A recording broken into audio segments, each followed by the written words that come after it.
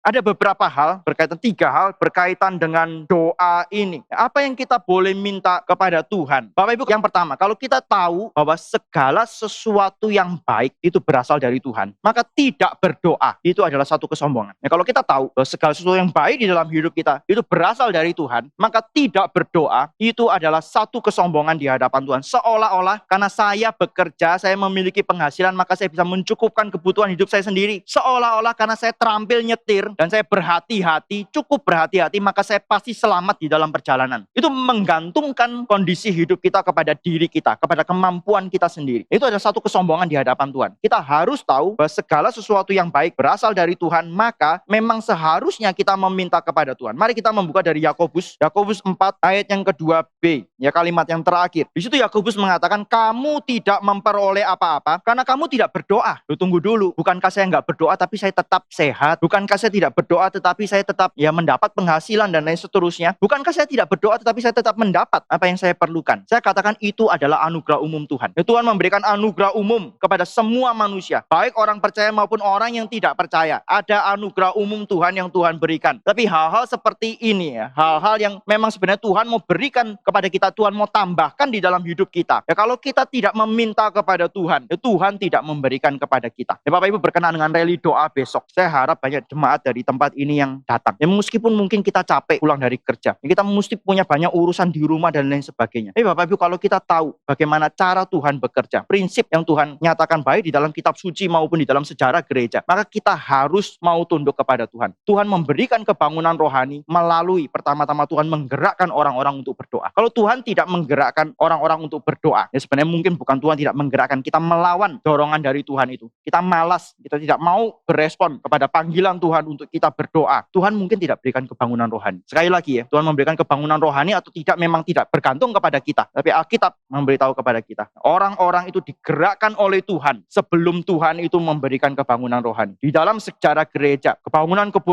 rohani yang besar itu dimulai dengan orang-orang yang berdoa. Ketika orang-orang itu mulai berdoa, maka Tuhan itu memberikan kebangunan rohani. Bukan Tuhan berespon, tapi Tuhan sudah bekerja terlebih dahulu melalui orang-orang yang berdoa, yang membangkitkan orang-orang yang berdoa sebelum Tuhan memberikan kebangunan rohani. Maka mari kita berdoa. Karena kalau tidak, jangan-jangan acara tanggal 27 April itu cuma penuh karena humas, penuh karena kita mengajak banyak orang. Tapi banyak orang yang hadir itu, apakah mereka sungguh-sungguh digerakkan oleh Tuhan? Apakah Tuhan sungguh-sungguh bekerja di dalam hidup mereka? Kita tidak tahu. Dan saya katakan, orang-orang yang berdoa, meminta yang benar kepada Tuhan, dan kemudian terus tekun di dalam doanya, dan kemudian Tuhan memberikan jawaban doanya, orang itu adalah orang yang paling berbahagia. Kalau kita datang, kita nanti tanggal 27 cuma datang saja, terus kemudian kita lihat tempat itu penuh, seluruh acara berjalan dengan baik, semua fasilitas bisa dipakai dengan baik, khotbah bisa disampaikan dengan baik, kita mungkin kagum. Tapi siapa yang akan bersuka cita? Yaitu orang-orang yang berdoa, orang-orang yang memang mengharapkan pekerjaan Tuhan itu terjadi pada hari itu, orang-orang yang terus mengarahkan hatinya kepada kehendak Tuhan, menginginkan ada kebangunan rohani bagi kemuliaan nama Tuhan. Ketika itu diberikan, itu orang yang paling bersuka cita. Bapak Ibu, kita bisa mendukung ini di dalam 3D, kalau saya boleh katakan. Yang pertama doa, yang kedua daya, usaha kita untuk kita